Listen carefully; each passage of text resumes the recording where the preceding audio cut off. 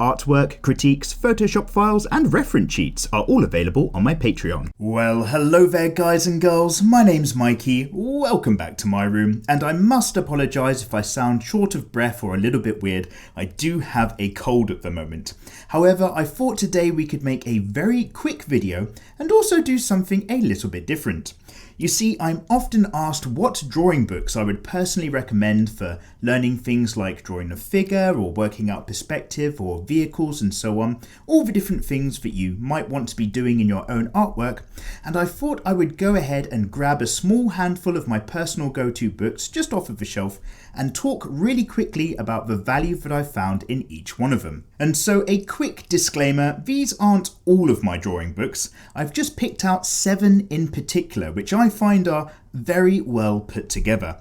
And of course, learning from a book isn't going to be for everybody. Some people prefer videos or more structured courses and lessons in life, but I do think that grabbing a good drawing book to have at home is rarely going to be a bad move. And hopefully this video will help you guys figure out what might be worth buying for you depending on what you want to achieve in your own artwork as well. So I will do my best to include the links to each of these books in the description below and try to pin it into the comments as well if you do fancy a cheeky look on Amazon. And so firstly, I'm going to talk about being an absolute beginner and share with you the books I had as a kid. The first one being How to Draw Comics the Marvel Way by the late great Stan Lee and also John Buscema. Have I said that correctly? Basically, I got this back before I'd ever heard of anything called anime and manga, where the only kind of comics were these old school guys. And this book covers a lot of very basic features very, very well for an absolute beginner. You're going to get a loose idea of equipment, what it's like to draw comics, the idea that you can take different objects and break them down into basic shapes to kind of get a handle on drawing things. Also the fact that you're going to be building up characters in perspective, working out the idea of vanishing points, how many head heights is it going to take to put a human being together. And the main bonus about this book, which I would say, is because it's got that comics edge and not a manga edge, it's all about making really interesting and dynamic poses for your characters. So it's going to teach you how to break things down, but then it's going to teach you how to make things look like there's loads of energy, loads of weight going on, just like you get in the old Spider-Man comics days. And it's also just going to give you an idea of where you get the best energy and poses and strikes. There's actually a lot of really good information in this bad boy, even though it's really, really old. I know it's still available in print in the States. In the UK, I'm not sure if Amazon still sell it, so I might show you Stan Lee's other very well put together book. But basically, if you've never drawn before, this is actually not a bad place to go. It really kind of helps you break down that human figure into simple construction to get an idea for all sorts of things. The only time it's really lacking is just doing a lot more breakdown for probably women as well. But essentially, this is a lovely start to go on with some work. And when I was a kid, I actually used it in conjunction with this second book, How to Draw Comic Book Heroes and Villains by Christopher Hart. So if this does some of the basics and gives you an overview of drawing people, this is actually going to just get into a little bit more detail, I find, again with that comics bent. You've got the idea now of drawing different, more interesting faces, focusing more on features and hairstyles, also different body types and also characters doing stuff like fighting together, more dramatic poses. How do you make them interact? How do you describe an interesting fight scene and so on? And also when it comes to the villains, making some very interesting designs. Now again, this has all got that slightly dated old school vibe to comic book design because again, these are old books I had when I was a kid, but there is definitely a reason why I actually keep these two still on my bookshelves. They are definitely worth a look from time to time. However, these days when people ask me to recommend just one particular book for learning to draw the human figure, I always tend to recommend this guy, Figure Drawing, Design and Invention by Michael Hampton. This is the book that I often pin in the comment sections just to save people having to chase me up. And the way that I understand the human form and break it down into basic shapes really is something that this book absolutely supports as well. And what I really like about this is it's very modern, it's very clearly and well put together, easily described. It does the body in different sections. This pretty much entirely focuses only on the human form, but it also has a lot of information and gives you the idea in the writing of the book that you don't have to follow this book in any one particular way. It takes a very open-minded approach to how you might best learn as an individual, and I find that to be kind of really encouraging because not everybody kind of responds exactly to the same information. I won't go through the entire book for you here, but this tends to be the one book that I'd recommend to people. However, the world is full of more than just people, and I would often back it up with this guy. How to Draw, Drawing and Sketching Objects and Environments from Your Imagination by Scott Robertson with Thomas Bertling. Now, I've only taken a little bit of time with this book, but I can tell you I'm pretty much in love with it already. This is going to give you a really in-depth idea about drawing in different angles, perspectives, isographics, different views, and using these views and perspectives to accurately represent all sorts of environments and vehicles. I'm not kidding, they go into a lot of detail about the different ways, the different distances from stuff and how those objects are described, how things vanish at different angles and different shapes. It really is not messing around. But this is going to kind of, God, it looks like a trigonometry book, doesn't it? This is actually going to give you everything you need to very confidently start mapping things together, building your own spaces and environments, ships, backgrounds, whatever it might be. And it's also going to cover a few different techniques like maybe trying to use digital pre-rendered environments, expressing different concepts at different scales, and also using reference to get a lot done. Again, I won't kind of explain the entire book to you, but if you're going to pick only 2 books to start off with in the world of illustration and drawing, I would say that this is probably a really rock solid pair. This will do all of your people and figure studies, and this will cover pretty much everything else if you like to have some really nice, crisp, sharp line illustrations. And then next up in my suggested list is getting a bit more particular with Photoshop and digital artwork. This is a beginner's guide to digital painting in Photoshop, in particular characters. It's part of a 3D total publishing set that they do for a few different things. And this is an excellent step on from the previous 2 books because this is actually going to do a number of things. Firstly, it's going to give you some great advice for actually setting up Photoshop in the right professional manner to get the most out of the program and the software. And it's going to give you briefs and an idea towards creating character design. Not just how to draw a character, but things to bear in mind with their overall design and function. Things like having a easily recognizable silhouette, why you employ different types of shapes to give different types of feelings, as well as giving you an idea about setting up canvas sizes, mapping out pieces. This book has a relatively nice and modern feel about it, and it's going to really take you through the character design process, almost as if you want to be a character concept artist for video games or films in the future. It's definitely got a particular focus to it, which I find to be super helpful as well.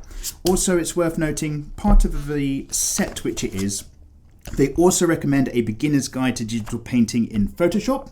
I do have that here, but I'm not massively going to recommend it. A lot of the information about setting up your canvas and really good advice is already in this book anyway. And to be honest, this one does feel a lot more dated compared to the information in here. So if you want to crack on and start drawing character concept illustrations in digital artwork, this is probably what I'd recommend for you. And then once you've reached the point where you're actually quite confident with all of your drawing and design work, and you really just want to give it that final push to make things really express themselves and be believable, you might want to consider Colour and Light, a guide for the realist painter by James Gurney. Now, I've not played with this book too much. It's always been in my Amazon recommended list, so I finally one day picked it up. I immediately did not regret it. And this is going to help you understand, okay, you're drawing some excellent characters. Now you need to understand how to light them, how to set the values and the tones, understand what colors do and don't work together. It's going to tell you about the history of use of things, but it's also going to give you very useful direct information.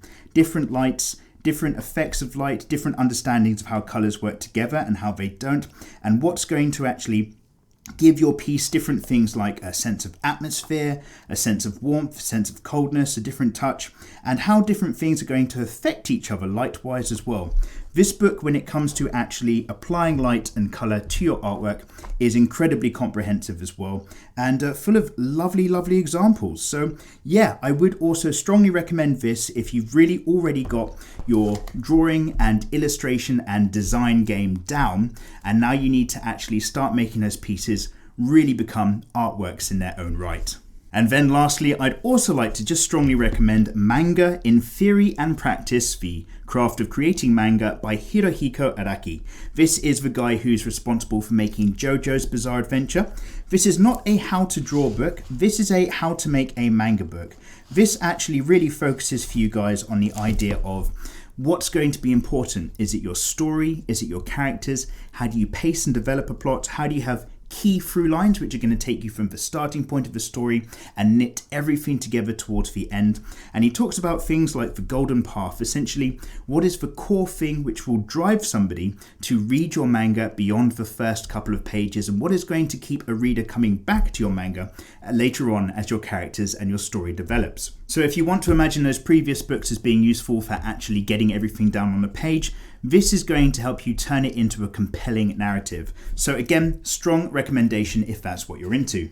Okay, so you might have noticed that there is only one anime or manga specific book in that quick shortlist, and although maybe one day I might try to make some sort of how to draw sexy anime ladies book myself in the future, personally I found that my own process has been learning the general fundamentals from all of the bits that I've just been mentioning, and then going out and making separate studies of existing published anime or manga that's kind of really spoken to me in terms of visual style. I'm a big fan of things like Berserk. God, I hope this is safe to flick open. It is absolutely epic. Obviously, who isn't a bit of a Dragon Ball fanboy as well? And the reason why I tend to go in this kind of way is because it gives me an opportunity to look at existing examples of excellent stuff, and then if I find a manga that really speaks to me, I'll try to make a study of one of the pages or one of the scenes. So we've got here Vagabond, and then a really old example of a study from one of the pages of this book that I've done in ink. And the idea is that I force myself to really examine the scale and the relationship of all the elements on this page. And I'm pretty sure I'm never going to find that reference page. I didn't leave a marker, but trust me, read Vagabond, it's beautiful, by Inoue Takehiko. And I'm doing that to examine the relationship of all the different elements and ask myself, what are the qualities in here that draw me into a particular anime or manga style? And then can I try to recreate those qualities myself in the hopes of reapplying them towards something original in my own later work? But really overall, that's going to be a conversation all about building technical skill versus finding your own art style, and that's going to be something for another video in another time.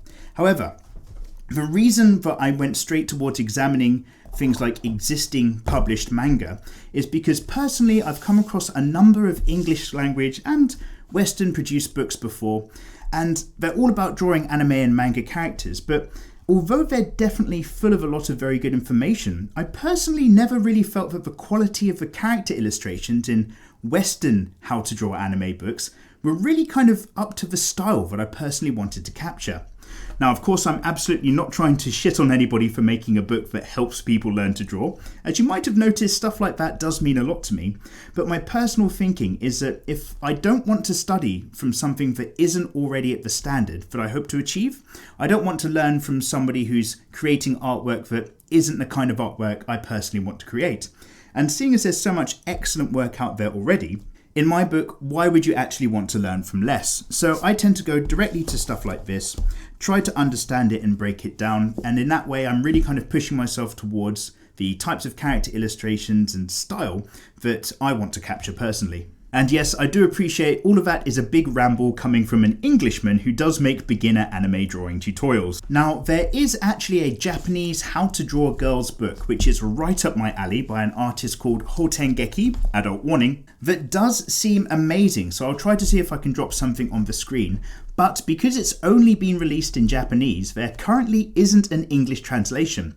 So if I can find a copy when I next visit Japan, I will be sure to let you guys know, because that's the only one Japanese how to draw sexy anime girls book that I've found really matches my own style. Oh, and a quick talk about getting inspired. Actually, there is a bonus 8th book that I thought I'd just quickly show you, which is not teaching you how to draw, but it will certainly get your juices flowing and it's going to give you a lot of ideas.